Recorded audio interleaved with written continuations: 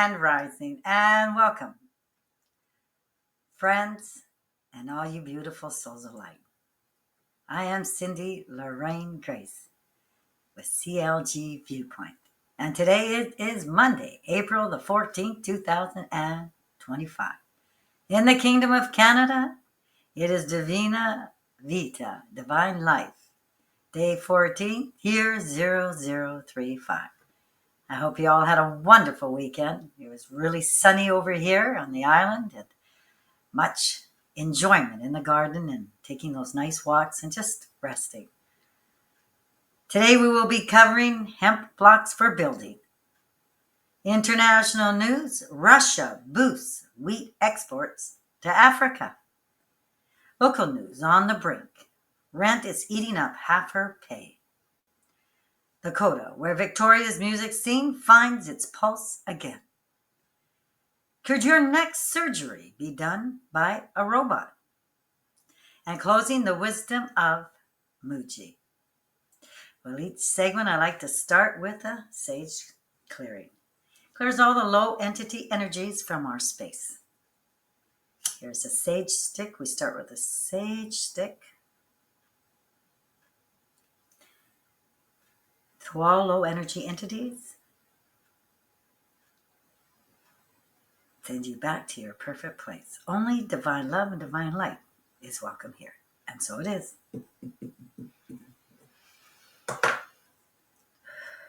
Divine love and divine gratitude. Now, on to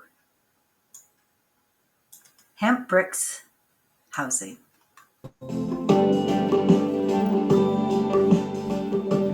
What I love about building with these blocks is it's like Lego for adults. That's what everybody can relate to. Hempcrete is a great insulator. It's fire resistant, it's easy to build with, and it's good for the environment. So our mix is comprised of hemp hurd, which is the inner core of the hemp plant, and we mix that with lime.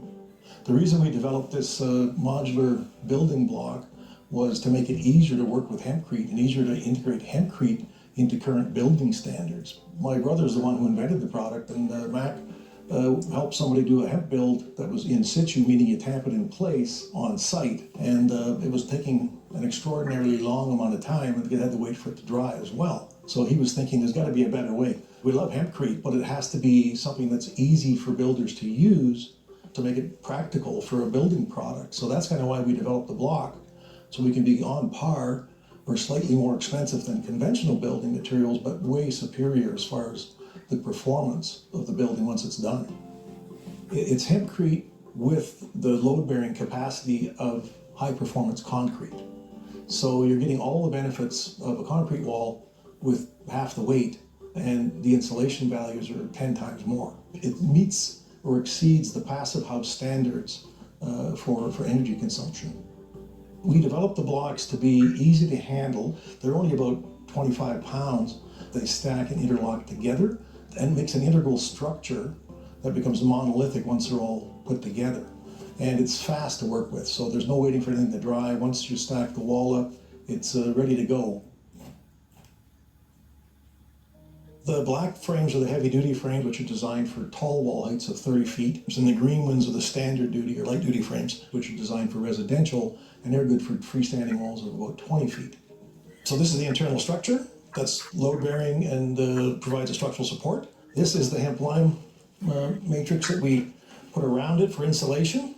And this is a scratch coat we use so we can apply the lime plaster and the lime stucco directly on the exterior and the interior. But as you can see, it's pretty simple. It's hemp and lime wrapped around a structural frame. And as you can see here, we have conduit holes for electrical. Every 5.3 inches, you can run electrical conduit through here while you're putting the blocks together. There's no sand in any of our materials, so you can cut these with a bandsaw or a reciprocating saw on site. Now, we actually don't like the word crete because we don't use any concrete in our mix. So the reason we use lime as part of our mix is because it is more environmentally friendly. It reabsorbs the CO2 that was released when it was being manufactured. So between the hemp absorbing the CO2 as it grows and then sequestering the CO2 in the material, as well as the lime reabsorbing the CO2, it actually becomes a carbon negative material. So it actually absorbs more carbon, more CO2, than is released in its life. Other benefits of hemp is that being rapidly renewable, what that means is that it grows quickly. So for example, it'll take a tree 20 years to get to maturity so you can harvest it, whereas with a hemp crop, it's like 90 days, 110 days. Well, this is what the hemp plant looks like once it's dried out. So you can see how thick the stalk is. That's the part that contains the fiber on the outside and the hemp hurd on the inside. And you can see how tall it grows, and this actually isn't the tallest variety out there. So this is what a dried hemp stalk looks like. We put the structural frame on the inside of the block. It has high compression ratio, so it can withstand as much pressure as concrete. And same for shear strength for wind and hurricanes and earthquakes. Because of the way it all goes together, it transfers the load amongst the whole wall assembly, not just a point where it meets the ground. So there's a whole bunch of benefits that we've designed into the block to make it stronger and a better way to build. So it looks pretty simple, just like Lego, but really there's a whole lot more going on in the material choices and in the way it's built that makes it a really, really excellent building material for not just for residential, but for commercial buildings as well, and institutional. We first of all started off with using wood supports because we thought that would be environmentally friendly. The problem we have is that wood is not consistent when it comes to compressive strength and flexural. And so if there's a knot in your piece of wood, it'll vary the numbers greatly for compression strength. So it was very difficult to be able to use wooden supports. So what we ended up doing is creating a moldable piece that we could reproduce reliably. We came up with our own formulation of a biocomposite material where we can use vegetable oil-based polyester resins or polyols, and it's more like an epoxy than it is a plastic. It's like a thermoset, which means it doesn't deform with heat. The biggest problem with plastics is if they get hot, they'll kind of go wobbly on you, as will steel if it gets hot enough. This does not deform, and also once it's set up, it doesn't emit any VOCs after it's been set. So this is kind of a demonstration wall that we put together. So it shows the interior of the hemp blocks, what they look like, and these are the interior frames. By the way, we just cut these on a bandsaw. They're cut in half to make a flush end, and that's how we do it. We put mortar in between to seal them for air gap. And you cut the very top course of blocks off, then we'll put the top of wall strip on that. This is simply a stucco finish on the exterior, and we have a plaster finish on the interior. This is lime plaster and lime stucco. This wall is about 12 inches thick with the stucco and the plaster, because the blocks are about 10 3/4 inches wide. So total width is about 12. So this is a complete wall system, meaning that once you stack the blocks up and you put the mortar in between as you stack them, and you're done. Like you put the top of the wall on it, you can now put your second floor on, or your roof trusses right on top of it.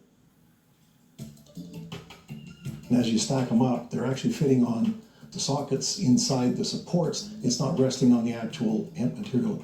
So that way you get a very even wall going all the way up to the top. There's an art to doing masonry, and you don't have to have that skill to do this with our blocks. They're self-leveling in effect compared to masonry courses. Amazing product. Hemp blocks. Wow. Now, on to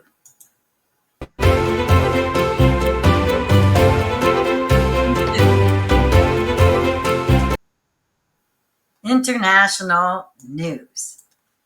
Russia boosts wheat exports to Africa. First quarter shipments abroad totaled 11.8 million tons, according to statistics. RT News, April 11, 2025. Russia's wheat exports to African countries surged in the first quarter of 2025 compared to the same period last year, with supplies to Nigeria increasing fourfold to 210,000 tons. Food safety watchdog Razokotnitzer reported on Thursday.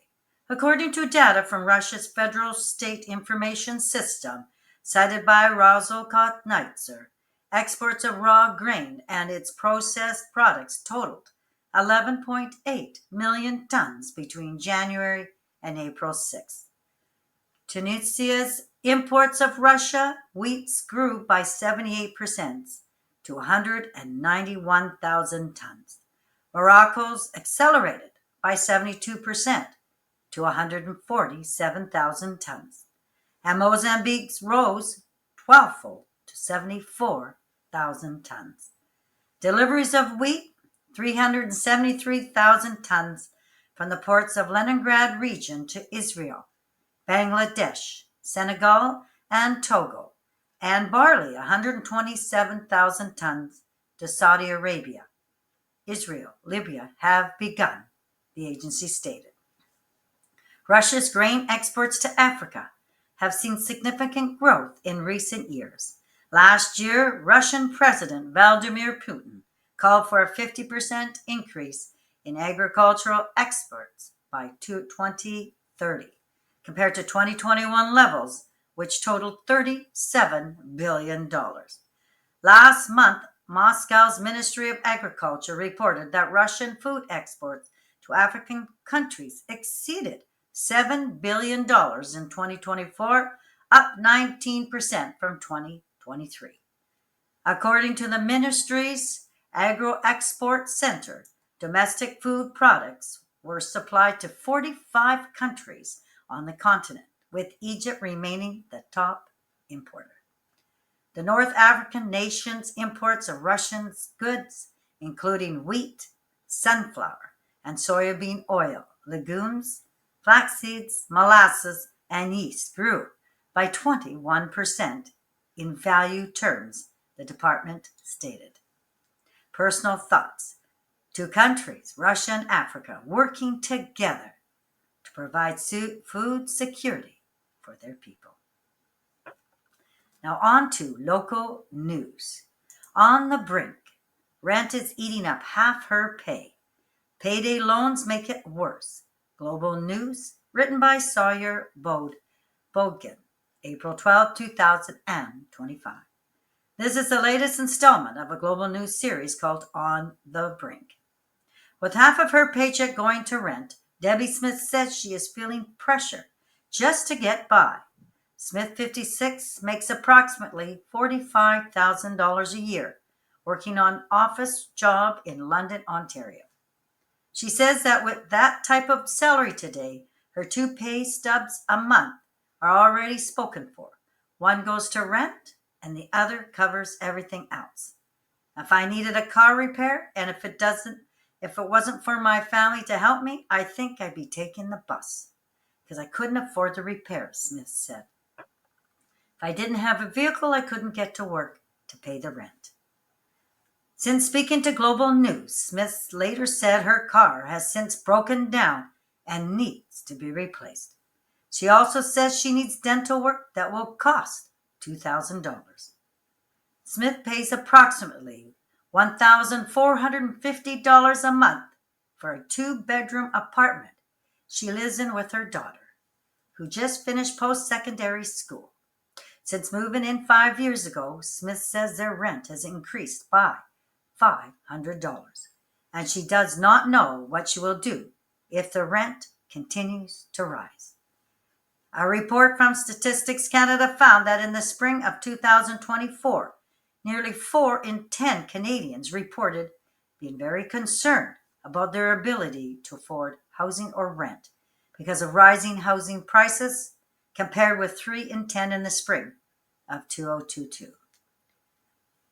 To help get by, Smith said she is a member of several online groups that offer free food to help with grocery costs. She has also cut back on things like cable and the internet, but even then, it's still hard. Smith said she loves having her grandchildren over for sleepovers on weekends, but given her situation, she makes sure to schedule that family time for when her paycheck lands to help cover the cost of items such as juicy boxes and snacks. Last spring, 45% of Canadians reported that rising prices impacted their ability to meet day-to-day expenses, compared to 33% 2 years earlier, the Statistics Canada found. The report found that those who rented were more likely to face greater financial difficulty than those living in a home owned by someone in their household. Smith said she used to own a home but had to sell it after her husband died 10 years ago because she could not keep up with the maintenance. Now on to the video. Just goes straight to my rent.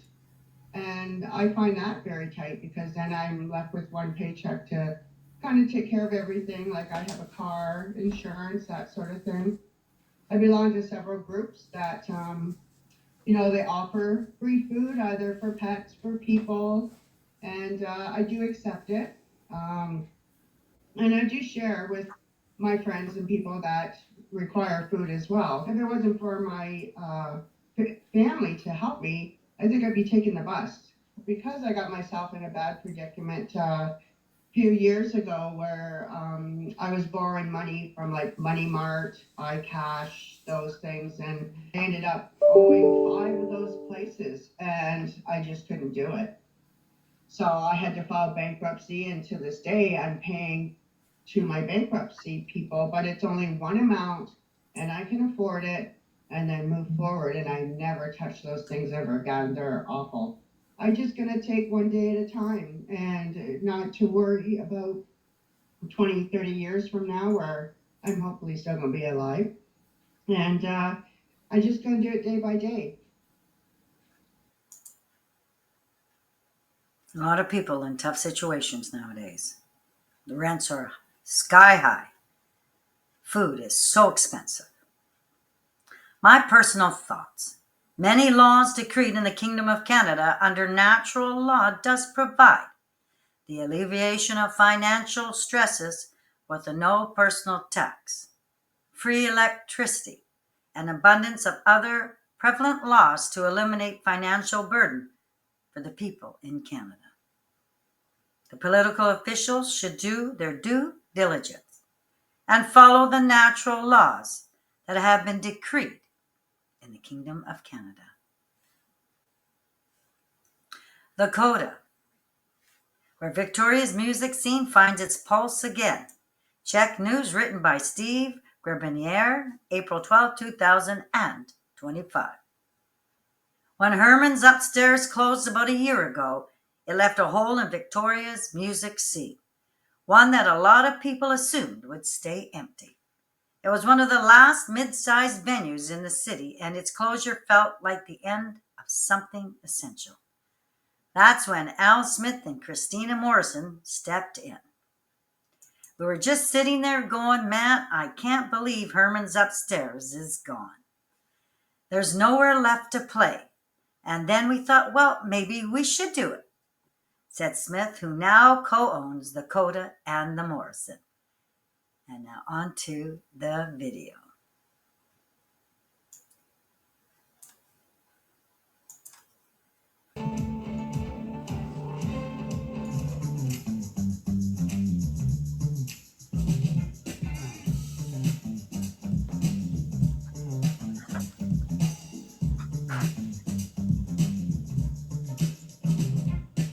Hard not to do a little dance along. Always. Yeah. Well, since it opened after Herman's Upstairs closed, Victoria's newest live music venue is breathing new life into the city's music scene. Here is Steve Grebinier now with more on the Coda. When Herman's Upstairs shut down about a year ago, Victoria lost pretty much the last medium-sized venue in town for live music. But when those doors closed, Al Smith and Christina Morrison We were a little sad, and then we kind of were starting to figure out, what can we do about it? Well, and then we just decided that if someone needed to fix it, it should be us. The building had been purchased by the city of Victoria with the sole purpose of preserving the iconic venue, and they needed a tenant to do it proud. We were looking for someone who wanted to focus on live music, because that was the whole purpose of acquiring the building. And Al and Christina got the lease, and just like that, the Coda was born. 2 rooms, 1 mission. Give music a home, no matter the genre or the size of the crowd. We want to make sure that musicians have a home, that they feel welcomed and cared for. We want to make sure that they get paid. We want to make sure they have fun. And we want to make sure they sound their best. So job number 1. The sound in this room is absolutely amazing. All the money we spent the majority of it was on the sound system because we knew how important that was. Sound is so key. As a musician, it's really important to have the good sound so that you feel the vibe and you can hear everybody. That's the first thing we notice. The night we showed up, at 6 o'clock, jazz started in the smaller room, David Santana, and then by 10 o'clock in the bigger room across the hall, tight hair disco filled the dance floor. We're excited about the jazz tonight, and then we get to go over and rock our socks off with other dance on the other side. Local bands, touring acts, young musicians playing their first set. At the Coda, there's a stage for all of it. The fun part about this so far is we're playing every kind of music. Like, we're genre agnostic. It's pretty cool to have an opportunity for local musicians of all talents and all genres to come out and have a place to play. And the musicians love it. I love this place. It's great that it's being used correctly. You know what I mean? Like, it's about time. Come on. There was a band playing in front of us here on the stage in the back room, and it was packed in here. And, you know, that's a pretty good indication of, you know, the craving for live music. Saturday Night Fever? Yes. But this place isn't run by a big team. It's just run by these two people who care way too much. It's a lot of sleepless nights. Like, we come home from the club and I'm up until 4 in the morning answering emails, and then he's up at like 6 a.m. and down here cleaning the club. And they're doing it for the right reasons. Our hearts are to support musicians and have as much live music happening in Victoria as possible. The Coda is a venue built on belief, but to keep it alive, We need Victoria to get up and come to shows, and whatever you spend on the ticket, spend at the bar, because that's how. Personal thoughts. Music, song, and dancing. Lots of fun. An enormous amount of talented people who now have the opportunity to share their talents with others, bringing pure joy and happiness from the heart in the community of Victoria. Lots of fun. Could your next surgery be done by a robot? Meet the patient who tried it. Global News, written by Katie Dangerfield and Catherine Ward, updated April 12, 2025. Frank Jacob needed heart surgery, and a robot was called into action. The 60-year-old Ontario resident had been monitoring a heart murmur for over 20 years, checking in with his doctor every couple of years. At a recent visit, the news shifted. It was time for surgery at St. Michael's Hospital in Toronto. Jacob was healthy, active, and symptom-free, working out regularly and even DJing on the side. But doctors warned the condition could get riskier with age, so they made the call to fix the murmur now. They said, now's the time because you look good, you're 60 with no other issues. So you should do this surgery when you are strong and it's easier to recover, he told Global News. And I told him, why not? Let's just go for it. After hearing this news, he and his wife had joked about how the surgery might go.